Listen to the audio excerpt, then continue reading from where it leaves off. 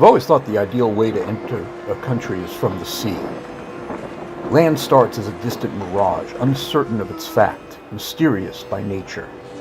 Slowly it forms into a more solid image. People can be seen on the shore, and we can only imagine what their lives must be.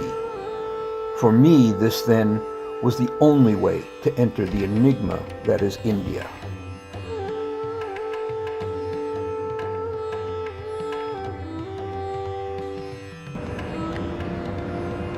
We have come to India to visit 3 port cities. The first is Cochin. When Europeans first came to India, it was Cochin where they first landed and discovered the treasure of the land's abundance of spices and gold.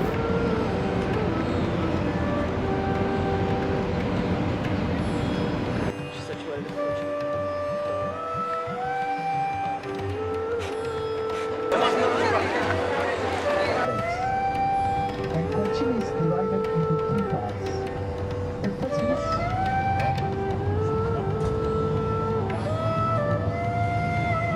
But first we must negotiate our first taste of Indian vehicular traffic. We're on Highway 66, 1 lane in each direction, which makes the opposite side direction the passing lane for your direction, and which makes driving a test of nerve and daring. That's a Catholic church on your left side, Catholic church. So earlier they used to take bath from here. Chinese fishing nets, used since the 14th century, dot the coastline.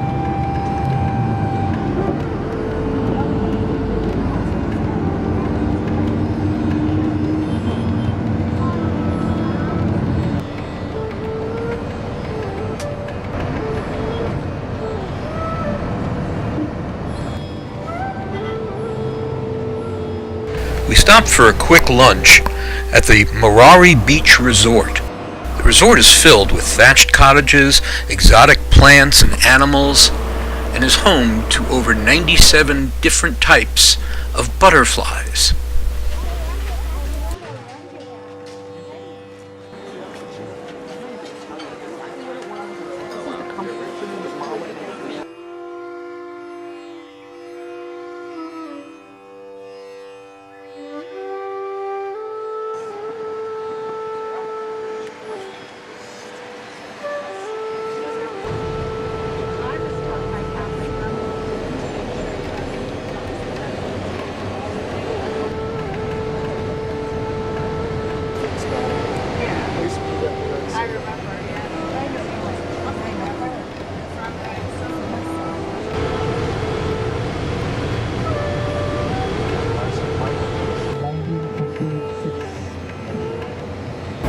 Now on our way to the Kerala Backwaters to cruise the waters on a Kettuvalam, a houseboat native to the area.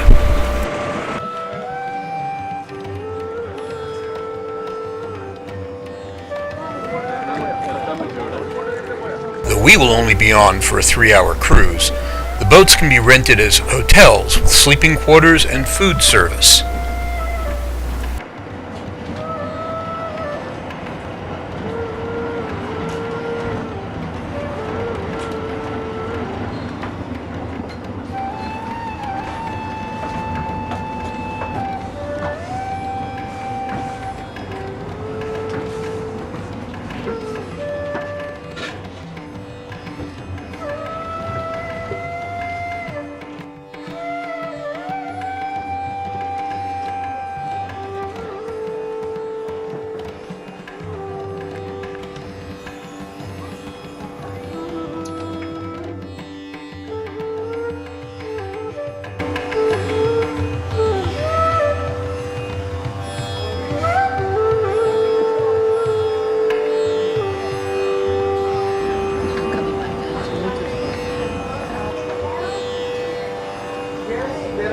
There are rooms, 5 rooms of this boat.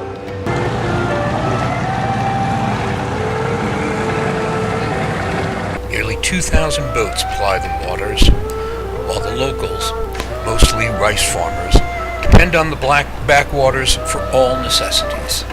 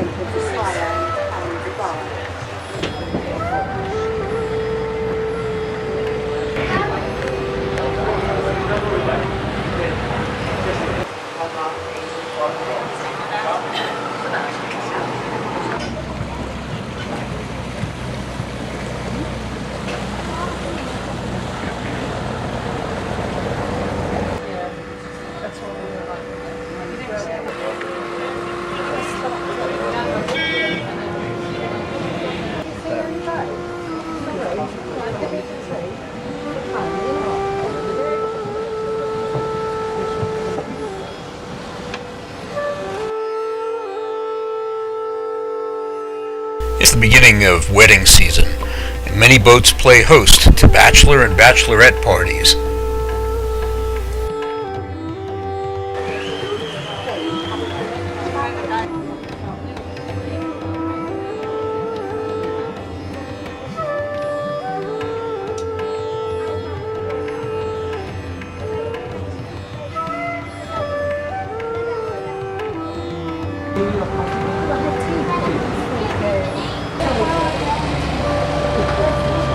Many shoreline businesses cater to the boat passengers.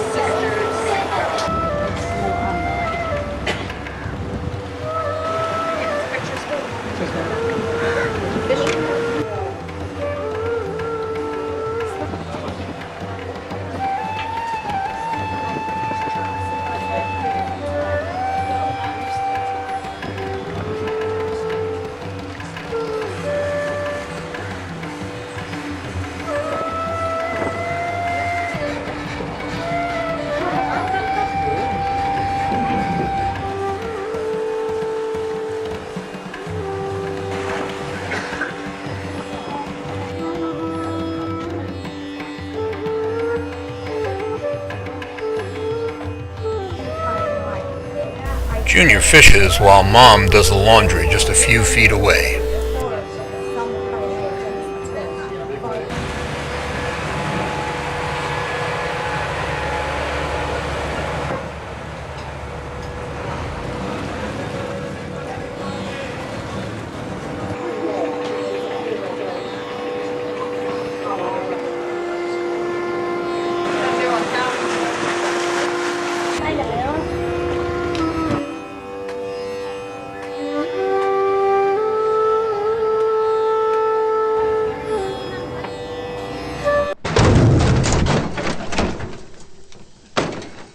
It was here that our boat broke down. At first, they attempted to tow us back in. Where is she? The boat is named Mother Teresa. Really? Oh. Yep. But the service boat sent wasn't powerful enough to handle the job. So eventually another boat was sent out, and we transferred over to it. Okay, thank you.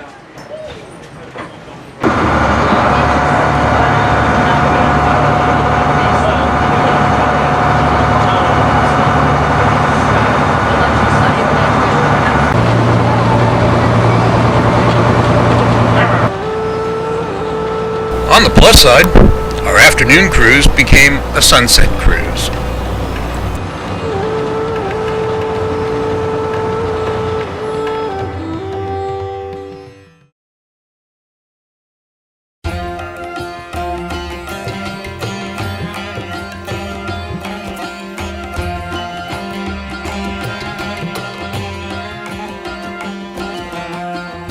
Our second stop, Goa, is known for its white sand beaches, nightlife, and architecture. But we came here for the food.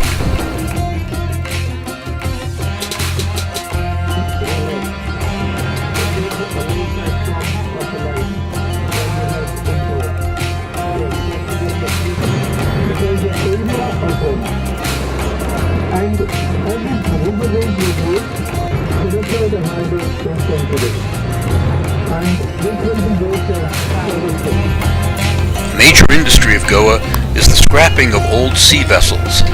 These boats are waiting their turn.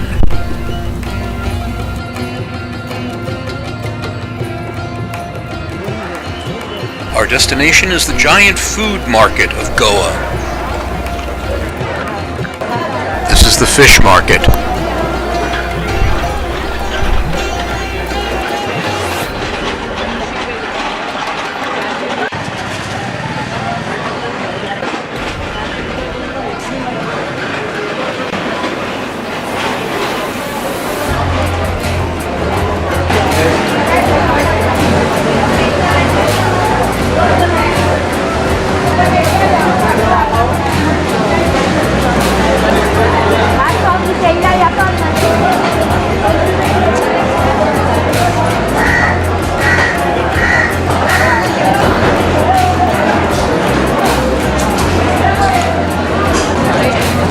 Trigger warning for vegans, we're about to go into the meat market.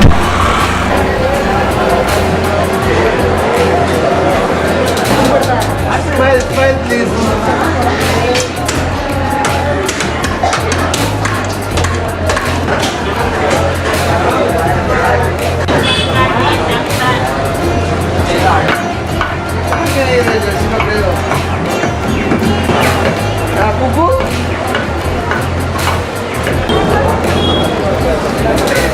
Here we head into the produce market.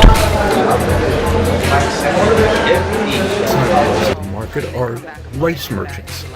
They will offer small amounts of rice as samples for the family to take home and try, then come back and purchase large quantities. Rice is the major staple of the diet of most Goans. This man sells a staple of the Goan diet, chilies.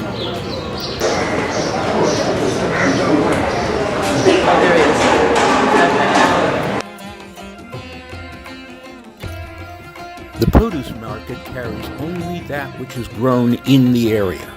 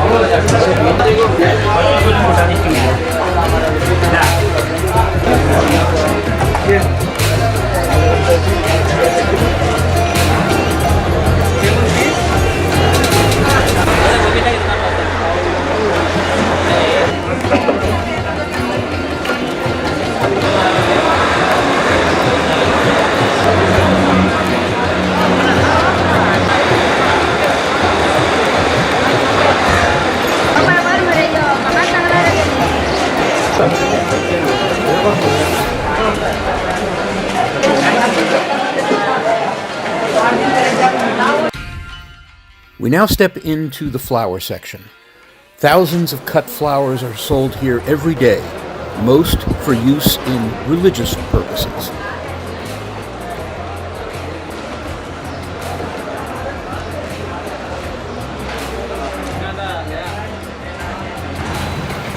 Stepping back outside to the other side of the market, we find some other services available. Need a shave and a haircut? How about some fireworks? This gentleman sold us cashews and insisted that I take his picture.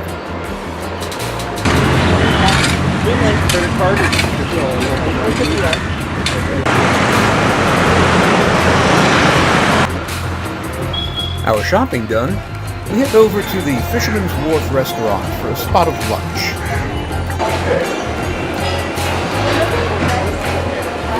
Portugal, once the colonial ruler of this area, still finds an influence in the food of the area. Goan food is unique amongst Indian cuisines as it relies more on vinegar and spices as well as fish and shellfish. Rather than peppermints at the end of your meal, you're offered anise and sugar to cleanse your palate.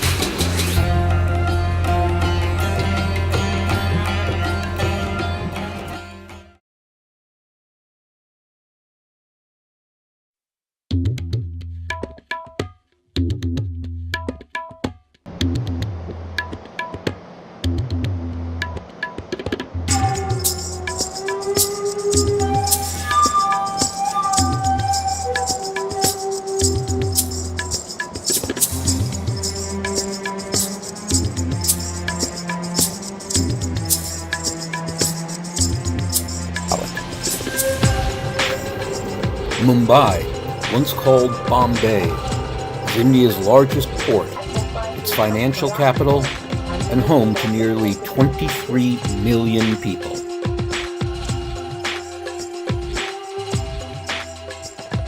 Just going here and there on their own, large buildings. Today, most of the things are closed there. I mean, in the sense there's no telegram or money to the locals, but they get those seats in Delhi. So after the elections are over, everything is there. We get that secure in the name of civil rights. So that's the reason for the decline, and today we have this.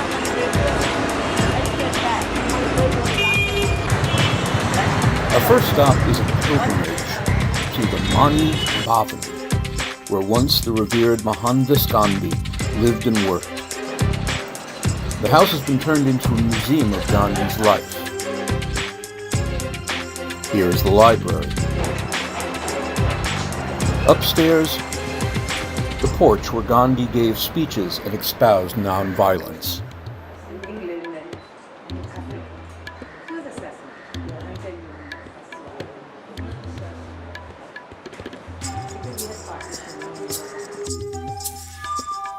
Gandhi's bedroom.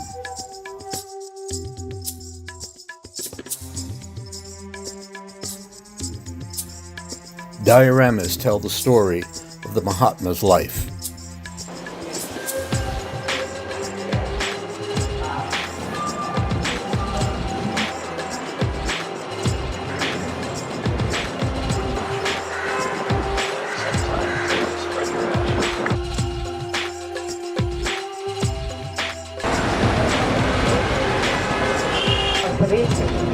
It's a large area, and inside this you'll find cubicles. We now travel to one of the most unique sites in Mumbai, maybe even in the world. Nestled next to a train station, this is the Dhobi Ghat, an outdoor laundry servicing 1 million articles each day. Each hand washed, dried in the sun, and returned to their owner, and rarely is there a mistake.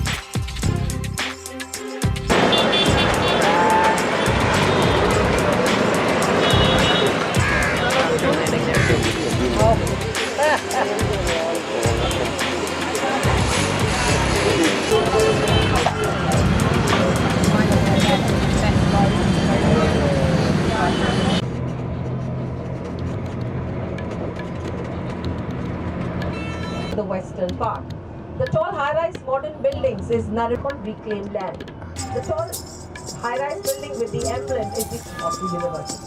But we have came to Mumbai, lived in a slum on the southernmost tip of the city.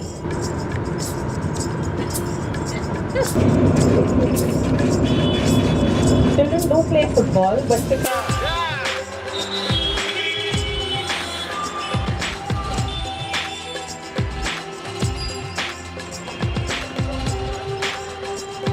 We take a walk through the Crawford Market. It's different than the market in Goa, less produce, no meats, but filled with bagged and canned goods from all over India and the world.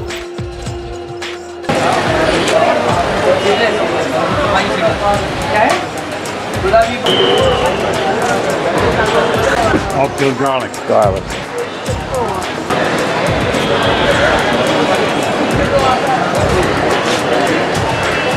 Rather than shopping carts, men with these baskets, high on their heads, follow shoppers around, gathering up all the products purchased.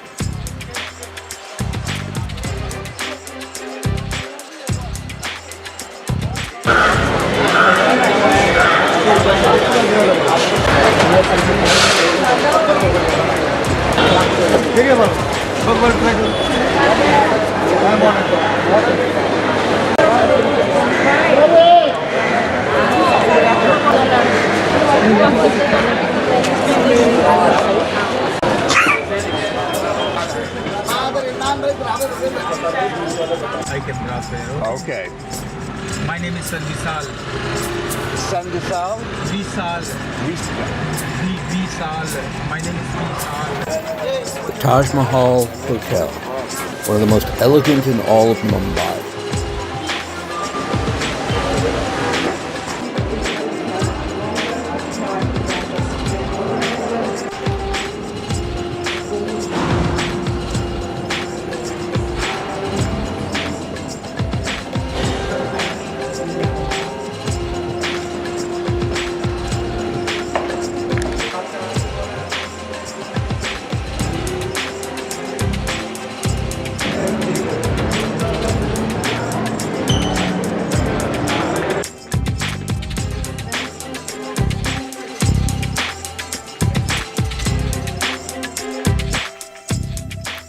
In 2008, a terrorist attack rocked the hotel. An eternal flame commemorates the memory of those killed and wounded in the attack.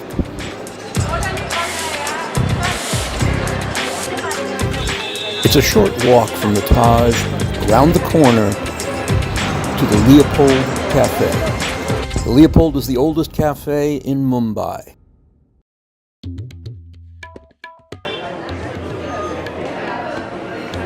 It is the place to see and be seen.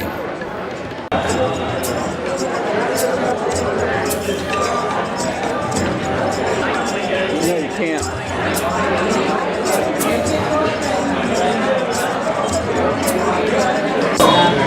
Wasn't he a qualified lawyer?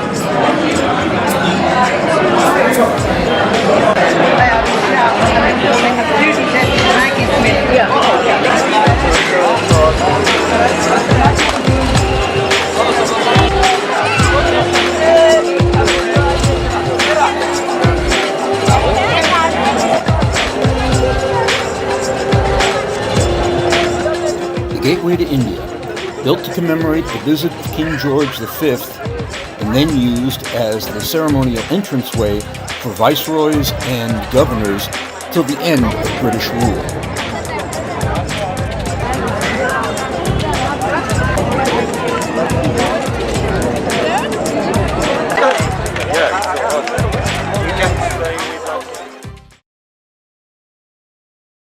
On our last day, we begin at 5 in the morning, a tour to see how Mumbai wakes up.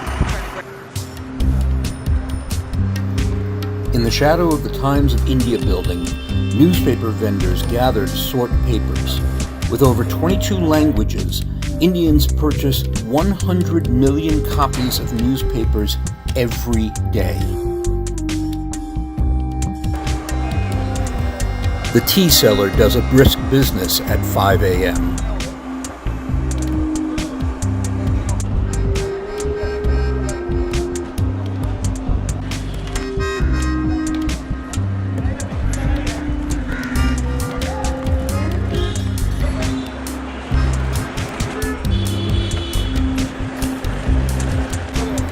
With the sorting done, newspapers are loaded onto bicycles and trucks and sent off to the various kiosks to be purchased by the public.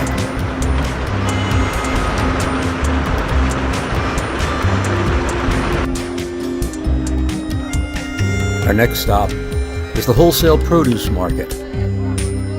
Produce from around India and the world is wholesaled to the various vendors who then will resell it to the public. Everything fresh every day.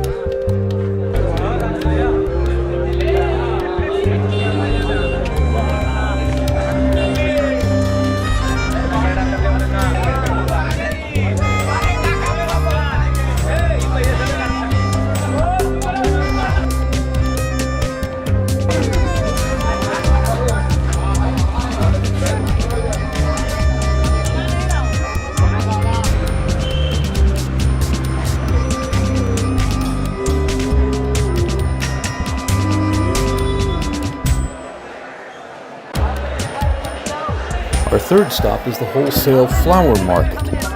Stalls jammed next to each other, selling flowers brilliant in color, and all of them selling the same flowers.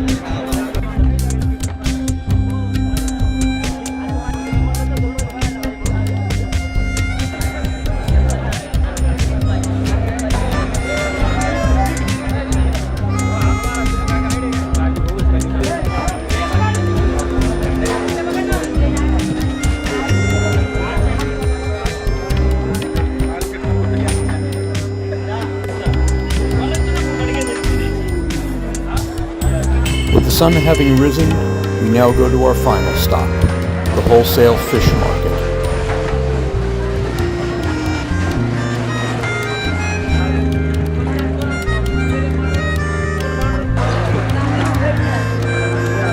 Fathers and sons head out on the boats to catch their fish, leaving wives and mothers to sell their catch.